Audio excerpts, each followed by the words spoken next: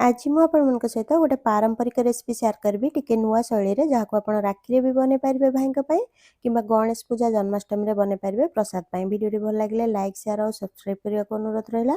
Facebook page रे देखथले follow निश्चय करंतु। चलंतु स्टार्ट करबा आज रो रेसिपी। प्रथम गोटे कड़े रे दे देबा 2 बड़ चम्मच घी। आपण टिके कम बेसी दे पारिबे और बिना घी रे भी बने पारिबे। घी देले टिके भल बनता है, टेस्ट भल आस्ता है और नरम भी बनता है। एथिरे दे देबा गोटे बड़ चम्मच कटा आलमंड और गोटे बड़ चम्मच कटा काजू। आपण निज पसंद रो ड्राई फ्रूट्स एथिरे दे पारिबे और बिना ड्राई फ्रूट्स रे भी बने पारिबे। लो टू मीडियम फ्लेम रे 30 रु 40 सेकंड पर्यंत याको भाजी नेबा। या पर एथिरे दे देबा 2 बड़ चम्मच किशमिश। याको लो फ्लेम रे टिके भाजी नेबा। किशमिश टिके फुली गले बाहर करनेबा। बेसी कलर आसीया जाय भाजीबानी नले भल लागिबो। एहा परे कड़े रे जो घी अछि एथिरे दे देबा गोटे कप सुजी। जे कोनोसी गिना किंबा कप रे मापी के आपण नै पारिबे।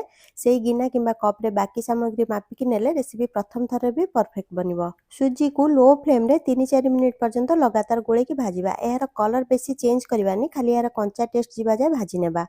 बहुत गुडा सहज और फेमस मिठार और प्रसाद रेसिपी चैनल आपको मिल जिवो। आपण चाहिले चेक कर पारिबे, लिंक तळे डिस्क्रिप्शन बॉक्स रे अछि। आम पटे गणेश पूजा रे बहुत प्रकार लड्डू बना जाए भोग लगे। आपण पटे कौन भोग लगा जाए कमेंट सेक्शन में निश्चय लिखिबे। आ को जगार देखुचंती निश्चय लिखंतु। एठी देखंतु सुजी हमर भाजी हेलाणी एमती हल्का टिके फुली गले याको बाहर करके गोटे प्लेट रे रखिबा। एहा परे सेम कड़े रे दे देबा गोटे बड़ चम्मच घी।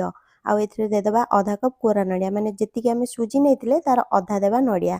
जदि आपण बेसी नडिया दउचंती ताले रेसिपी टिके अलगा बनिबो, तार टेस्ट भी अलगा आसीबो। आ सेथिरे आपनको घी देबा पड़िबोनी। नडिया को लो मीडियम फ्लेम रे मात्र 1 मिनिट भाजीबा। बेसी भाजीबा दरकार नै, कलर चेंज करबानी।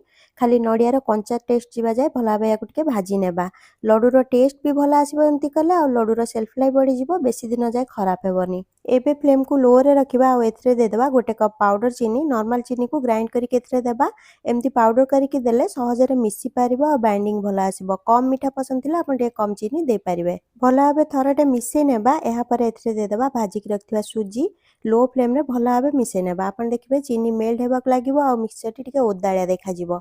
एई स्टेज रे एथिरे दे देबा 2 बड़ चम्मच क्षीर सर। एटा पूरा ऑप्शनल अछि, देले टिके भलो टेस्ट आस्ते, न देले भी चलिबो। एहा सहित एथिरे दे देबा 4-5 बड़ चम्मच क्षीर। सीझा क्षीर मु देइछि, एथिरे भी सर थिला मु दे देइछि। एहाटु अधिक क्षीर देबेनी, टिके कम दे पारिबे। बेसी क्षीर देले लड्डू बेसी दिन स्टोर करले खराब हे जिवो।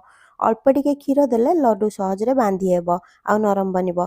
जदि आपण नडिया अधिक देथिबे ताहले आपनको क्षीर भी कम लागिबो। लो फ्लेम रे 2 मिनिट पर्यंत भला भाबे मिसे नेबा। एहा पर एथिरे दे देबा भजा ड्राई फ्रूट्स आ आधा छोट चम्मच दे देबा गुजराती गुंड भलो बासना पाई। भला भाबे 2 मिनिट मिसे नेबा। लो फ्लेम रे रखिकी एटा ध्यान रखिबे। एहा पर याको प्लेट को बाहर करके अल्प ठंडा करनेबा। जेतळे एटा टिके टिके गरम थिबो सेतळे लड्डू बनेबा। चामच रे आ हाथ रे टिके घी लगे नेबा। चामच रे एमती मापी के बनेले समान साइज रो लड्डू बनिबो, देखिया पई सुंदर लागिबो। सांगे सांगे आपण याको खाई पारिबे, किंतु 8-10 घंटा पर खाइले बेसी भल लागि थाए।